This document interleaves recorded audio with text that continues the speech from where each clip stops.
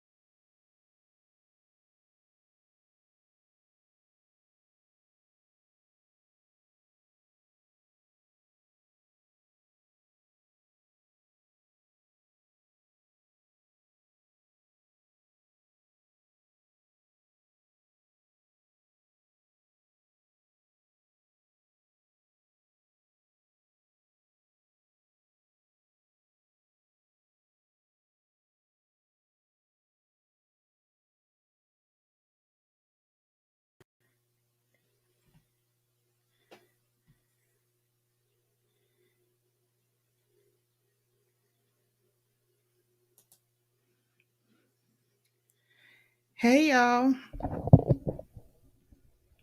Pandy here of Pandy's Hair, Candy, and More. Welcome in, everyone. Welcome in. If this is your first time stopping by my channel, welcome. If you are already chat family with me, welcome back. Thank you all so much for being here. Tonight, I am going to be giving my review and my reaction to Queen Sugar Season 5, Episode 4. So if you are enjoying the conversation and the vibes, please feel free to blow dry on the like button. I would greatly appreciate it. Like, comment, share, and subscribe. Like, share, comment, and subscribe. Hey, Edward Smart. Hello, Primpin' Ain't Easy TV. Welcome into the room. How are you all doing? How was your Wednesday? I hope everybody had a good Wednesday. I did. So I'm not going to prolong you all because it is late. And I know I got a busy start tomorrow. So I'm going to jump right on into my notes, you all. I keep wanting to say tonight because I just watched it again. But this is actually yesterday's episode. This again is Queen Sugar, Season 5, Episode 4. It is titled Early May. And we know that this season of the show is closely chronicling the pandemic. Okay, so they are literally mirroring what we're dealing with on a day-to-day basis. So it's very interesting to see. But this particular episode was very, what's the word I'm looking for? It was like an emotional roller coaster. They kind of took us on twists and turns this episode. So, without further ado, let me jump right on into this commentary, give you all my review and my reaction and my recap, and see what you all say. If you all did catch the show, feel free to jump into the comments and share. This is definitely an open chat. I welcome the feedback. Let me make sure I get these comments up so I can see you guys. And thank you. I can't thank you all enough for being here. So, again, it's titled Early May. They're going like in chronological order too, from the time when it first started. Like episode 1 was early March, and I think mid March. It's just interesting to see the way they're titling these, but I digress. So, we are actually formally introduced to Courtney in this particular episode. Courtney is Calvin's daughter. Okay. Calvin is Nova's fiance or live in boyfriend. I put the visual up there for you guys to remember who Calvin and Nova are. So remember, that's Nova, the eccentric sister, and this is Calvin. So Courtney is forced home from college due to the pandemic. She contacts her dad and tells him that the school is basically forcing all the students home, and she lets him know that she needs to quarantine with them, he and Nova. So she's going to be quarantining with Calvin and Nova, and of course, this raises red flags for Nova. She asks Calvin, how is she not supposed to look at this other than as a setup? She feels like she's going to be coming there as a plant and, coming basically there to spy for the mother, because remember, the mother had the loud outburst at Calvin's parents' home for the grandfather's birthday. Calvin basically tries to reassure Nova that Courtney is nothing like her mother. She's a free spirit and she has nothing to worry about. Meanwhile, remember last week, Vi was urging Hollywood to go see about his mother. Because remember, I told you all they were on a phone conversation and the mother had this cough that just was very persistent. And it alarmed Hollywood because she's an older woman. This whole pandemic thing is new to everyone, so everyone's on edge. So she told him to go on and go home if it would make him feel better. So when Hollywood arrives, I believe she's in Baton Rouge. She's still in New Orleans, but just in another city.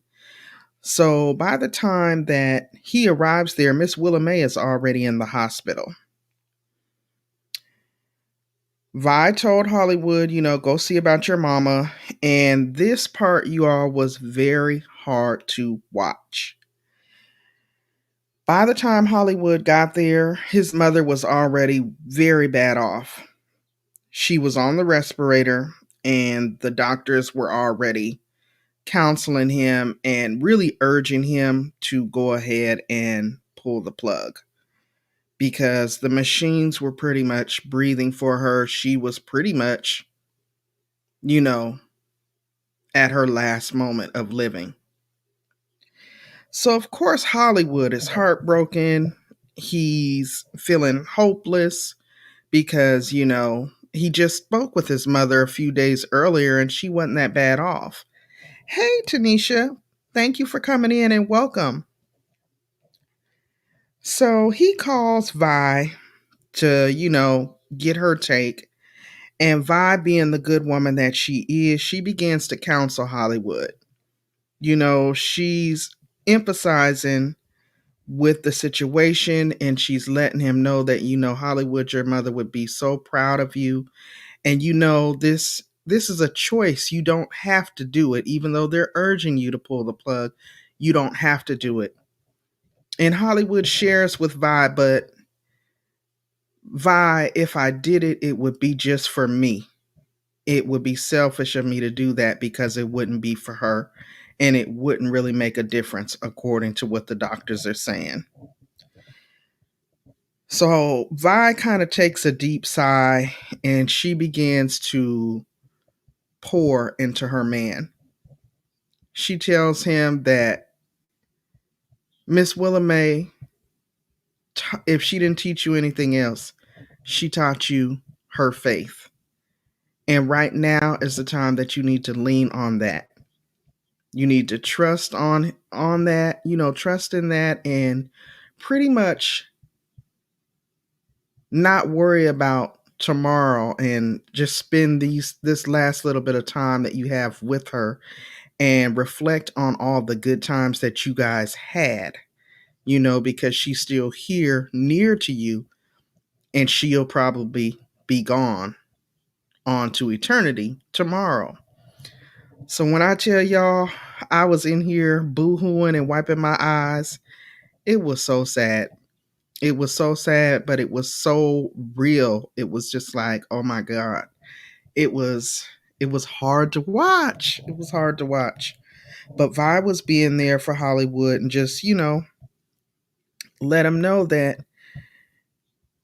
this is all a part of the process of letting go. And they ended up taking her off the respirator and she ultimately did end up slipping away. She was gone by the next morning. Miss Willamay has been a staple on the show since season 1, y'all. So it was tough. Now, meanwhile, Mr. Prosper is still going stir crazy in that house by itself. So Vi takes on the initiative to reach out to him. She told him to come on over, pack a bag, and come on over and spend some time with her while Hollywood was off away visiting his mother. This, of course, picks up his spirits because Mr. Prosper just wanted to feel counted. He's already been, having a difficult time dealing with this whole pandemic. He's not able to go out and work on the farm, just being stuck in the house. And as an older man, this is just all so foreign to him. He needed to get out of that house or he was going to go crazy. He's sitting there watching the news. He's hearing all the reports about it attacking the elderly. So this was a nice escape for him. Now, when Prosper arrived at the house, Vi didn't immediately tell Mr. Prosper about Miss Willamay. She kind of went on with her day and just trying to cheer him up. And he was so happy, like his whole spirit shifted. He was so happy. She went on pampering him, giving him all the good food and telling him to relax and kick back in the recliner, and he was watching TV. And as the day went on, she did eventually spring the news on him, and Mr. Prosper definitely didn't really take it well. He kind of had a moment because his immediate first response to the news was, it's our age group. She's the 5th person in our age group in 2 months. So, of course, this kind of, it was an eye opener. Next, we see that Courtney arrives at the house with Nova and Calvin. And of course, Nova was on pins and needles. She was on pins and needles about Courtney arriving. She didn't know what to expect. After that last exchange with the wife, the ex-wife, she didn't know, here's the daughter. Remember, the son also gave her the cold shoulder. But their initial meeting actually went off really well. Her and Nova actually hit it off really well. She was familiar with Nova's works. She told her it was an honor and a privilege to meet her. And she actually embraced Nova with a tight hug. And she was very cheerful. She was very sweet, very kind, very respectful. Just such the complete opposite of the other children and that ex-wife of his. Next, we see Ralph Angel has started his new job. Now, because I fell asleep on the last episode, I missed bits and pieces, but I did go back and watch. Ralph Angel has now gotten to the point where, because the crops have been affected, he's had to let go of a lot of his farm hands. He's now had to take a job.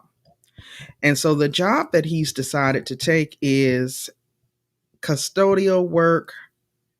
It's in a, not necessarily a nursing home, but kind of like a temporary assisted living facility for the elderly in lieu of the pandemic. It's like an emergency living type of situation. And when he went to that interview with the owner, the lady was like, "Look, I don't really got time to be hiring nobody that's just coming through, until things pick up. And, I know you're a business owner, you got that farm, and, I don't want to get you all acclimated only for you to just up and leave. These people get used to the people being here." And he just reassured her that he is no stranger to hard work. He needs the money and that he's going to do the job with the spirit of excellence. So she asked him when he could start, and they agreed to a start date. And so Ralph Angel gets up. He's all prepared to go to work. He's all excited. Blue's encouraging him. Darla's kind of moping. Who's my favorite character on the show? Leave it in the comment section. Oh, who is your favorite character?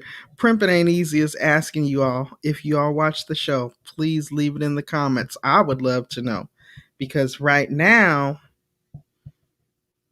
Auntie Vi is my favorite character. She's like the glue of the family. She's holding it all together. So, Ralph Angel, he starts his job at the old folks' home. And there is an older gentleman there by the name of Mr. Reggie Foster. Very jovial, very nice older gentleman. Happy.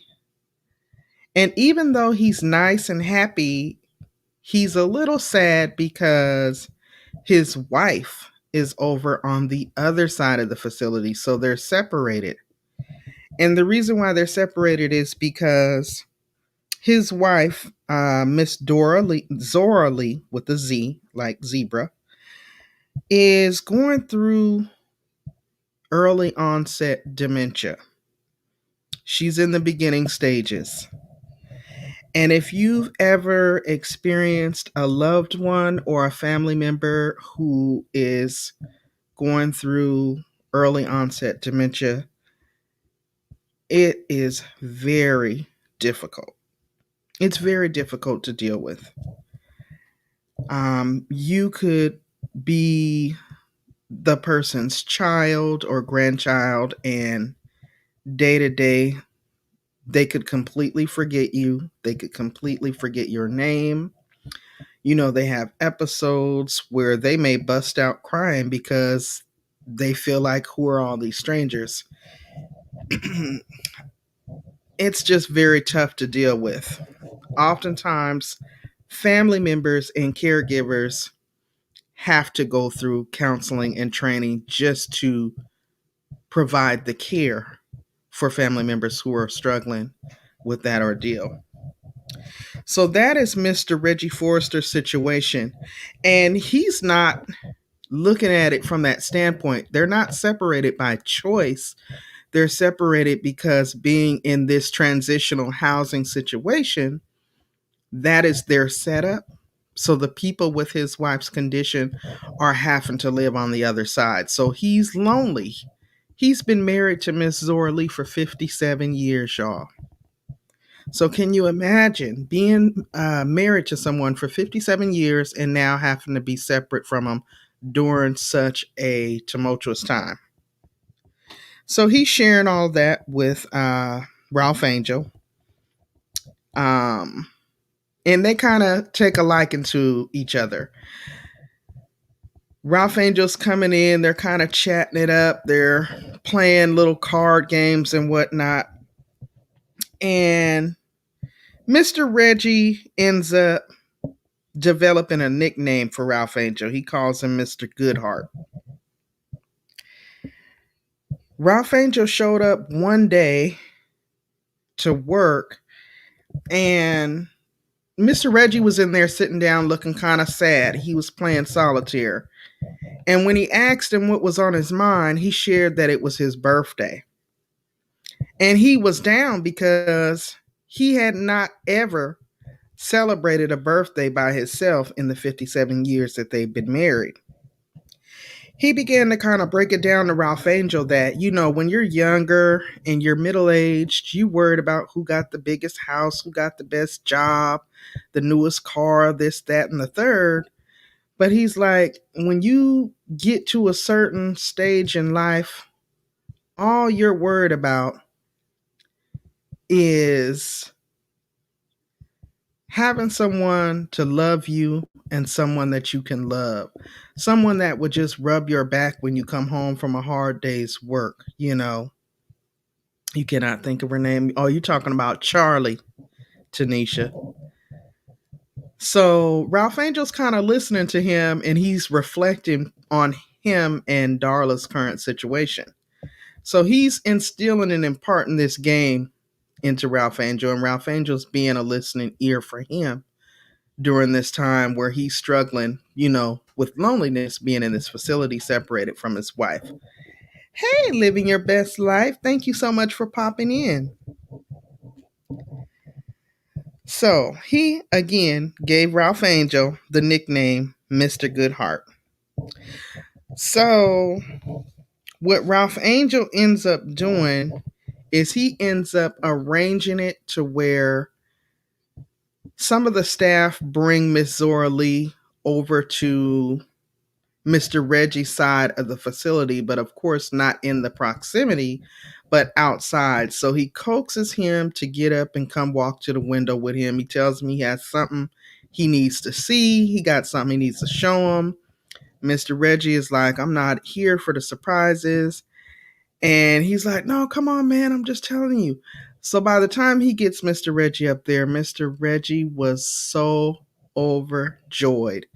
He was so overjoyed and so thankful to be able to see his wife, because I think they've been in this facility now for a couple of months. And this is his wife of 57 years that he has not seen. And again, she's going through the early onset stages of dementia. So that really made his day. And he really shared that he really appreciated that. And, he let Ralph Angel know, a young man taking care of an older man that's a stranger he's just meeting. I guess there is still hope out there. So that was a nice little moment. Now, meanwhile, back at the house, Darla is still kind of going through this period of self-doubt. She's complaining about missing her NA meeting because, remember, she's a recovering drug addict. And we then see Ralph Angel come home and have a moment. He listens to her, he lets her vent, and he kind of breaks down because he's been giving all his energy, like he's giving his energy to being the strong front for the family. He's gone out and taken a job, which is a significant pay cut to what he's used to on the sugar farm. It's like he's being there for everyone else, but who's there for him? He's being there for Darla, trying to encourage her to, keep her clean and sober, but who's really being there for him? So they have this scene where he begins to have conversations with his father, Ernest, their deceased father. And he gets a revelation out of that. And he comes back and, well, let me jump ahead. While they're showing that scene, they're also showing Hollywood, like they were simultaneously broadcasting.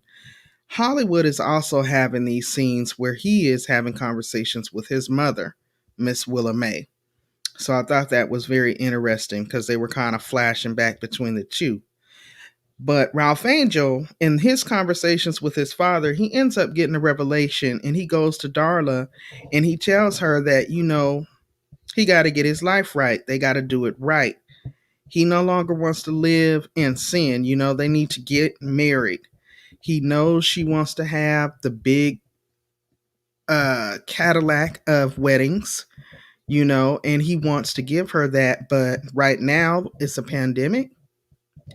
They're there with one another. People are dropping like left and right, and they just need to go ahead and get married.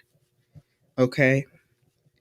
Next, we see Micah and Charley. I don't think I have any pictures of just Micah and Charley, but we know that Micah is the son of Charley and Davis, the basketball player. That's them two on the end there, mother and son. And they seem to be bonding. Again, Micah's also home from college because of the quarantining. The school sent him home. And they're bonding, and she kind of shares this story with him about how when she was pregnant with him, she was in college. And I don't think people realize that they're very close in age. She was a young mother. And she lets him know, even though she was a young mother and she was still in college, she was determined to finish successfully. And she shared with him how everyone pretty much didn't see it for her. Everyone pretty much thought this was going to be her demise. She's getting pregnant at such a young age.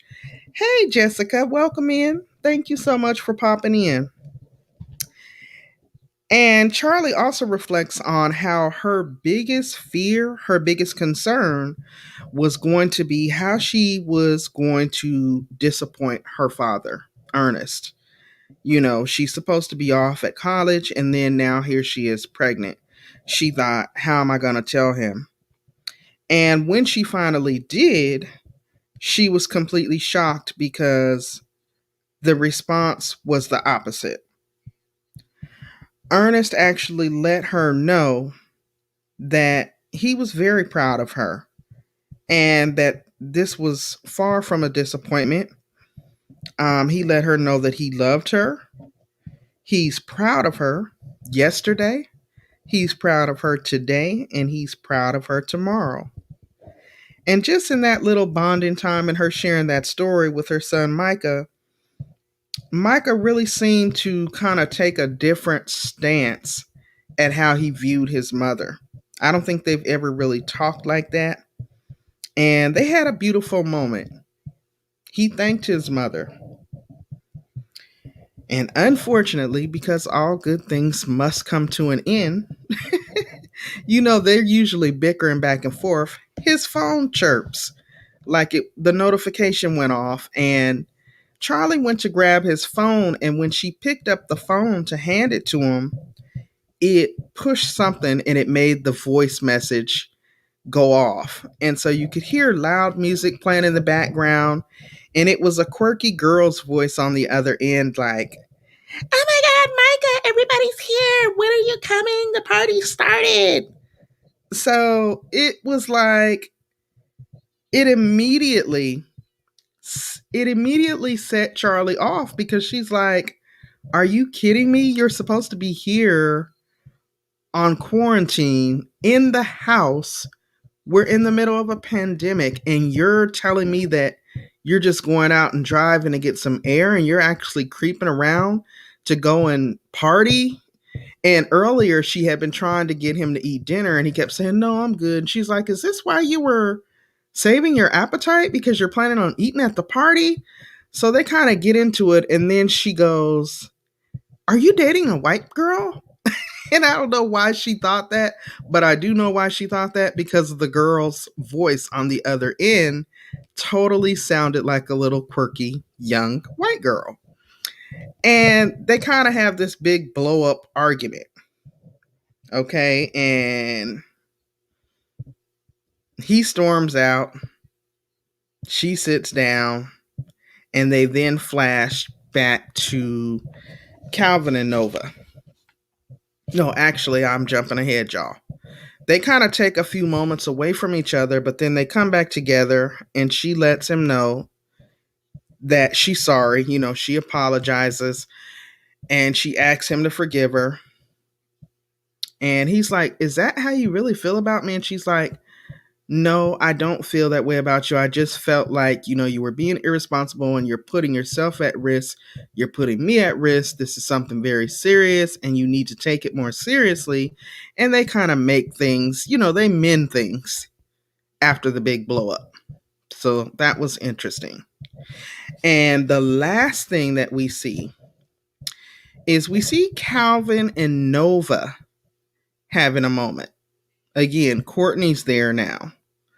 And they kind of spark up this conversation between the two of them again about race. Because again, they're an interracial couple. He's kind of like in the mindset of living in this bubble, where everything's going to be okay. I think, we're going to be fine. Everything's going to be okay. That's his answer and approach for most things, right?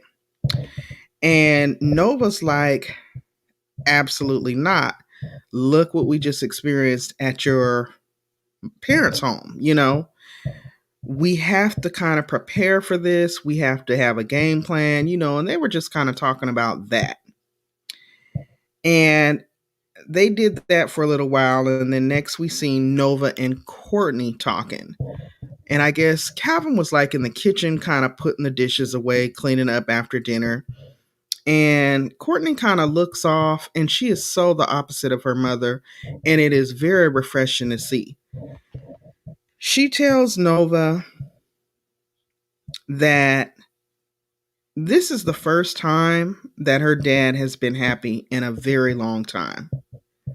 And Nova tells her, he's very happy to be with you, your brother and your sister. He's very excited. He loves you guys a lot. And she tells Nova, "No, you are very kind. You are very kind. And my father is really a good man. He's very faithful. He's responsible. He handles all his responsibilities. The only problem is he's never been happy," which said a lot about the mother. And she said, "I want you to know that he's happy, and he's happy here with you." And that is where this episode ended, guys. So it was really, like I said, a very nice episode this time around. We did have our sad moments. I certainly wasn't expecting to lose Miss Willa May. But we did lose her. So I think the writer is letting us know, that the pandemic is very real. Especially with the older people in St. Joe. They have to really buckle down and take this thing seriously. It's brand new. It's just hitting the scene. And like Mr. Prosper said, when he found out that she didn't make it, oh my God, this is the fifth person in our age group that I've lost in 2 months. So in 2 months' time, 5 people. So I think they're doing a really great job with, portraying how the pandemic is playing out in real time. I think they're doing a really good job in letting us see the different relationships, like how Ralph Angel has now been forced to have to go out and get a job to continue to make ends meet so that he can continue to take care of his family. Charley and Micah are working on their relationship, kind of bonding and mending that broken relationship that they have. And Calvin and Nova seem to be getting closer to a peaceful place, with integrating the whole, blended family situation. So overall, I think this was a great episode. It was an emotional roller coaster. It was definitely an emotional roller coaster, but overall, it was a great episode nonetheless, you all. So I hope that you all enjoyed my commentary and my recap. Again, I thank you guys so much for popping in and spending a few moments with me. If you all have any questions, please feel free to drop down in the comments beneath the video and let me know what's on your mind. I always enjoy hearing your feedback. And yeah, I am really loving the direction that the show is going in so far. And you're right about that, Edward Smart. I see what you said about a lot of TV shows or a lot of networks are incorporating the C situations into their shows. I think they have no other choice, Edward Smart, if they want to be realistic, because it's affecting us. It's affecting us in more ways than one. Absolutely. So yeah, I'm so excited we got through it and it's under 1 hour's time, y'all. I apologize for the confusion yesterday. I had double scheduled the Notorious B.I.G. documentary review and this one on top of each other. So I ended up moving this one to today. So yeah, I had to come back on with this. I need to get me some rest, y'all, because I got an early day at work in the morning. So I'm going to go ahead and bring this one to a close. If there are no questions for me, if there are, you all definitely drop down in the comments on the video and I will address them in the next one. I have a members only video that I'm going to also upload here in just a moment for my March giveaway for the members. And then I will be live again on Friday for Drop the Link. And I need to get my women's empowerment video up. I don't know if I'll do that tonight. That's a lot. We shall see. We shall see. I also have another interview that I need to get uploaded. Y'all, I'm so excited about these interviews. So yeah, thank you guys so much for being here. I really appreciate it. If you didn't remember to do so, and if you are enjoying the vibes of the room and the commentary and conversation, definitely make sure you don't forget to blow dry on that like button. I'd greatly appreciate it.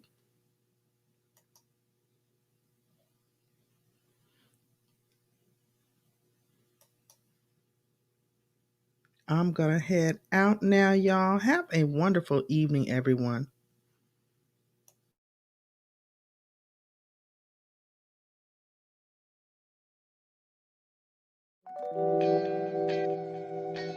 Thank you all so much for coming through and kicking it with your girl. I hope that you guys enjoyed yourself. And if you have not already, don't forget to blow dry on my like button. And if you have not subscribed to the channel, what are you waiting for? It is free 99 after all. Make sure you double tap on that notification bell so that you are notified each and every time I go live over here and when new content is added to the channel. Until next time, stay safe, everybody. Stay encouraged. And I will see you all in the next one. Bye-bye.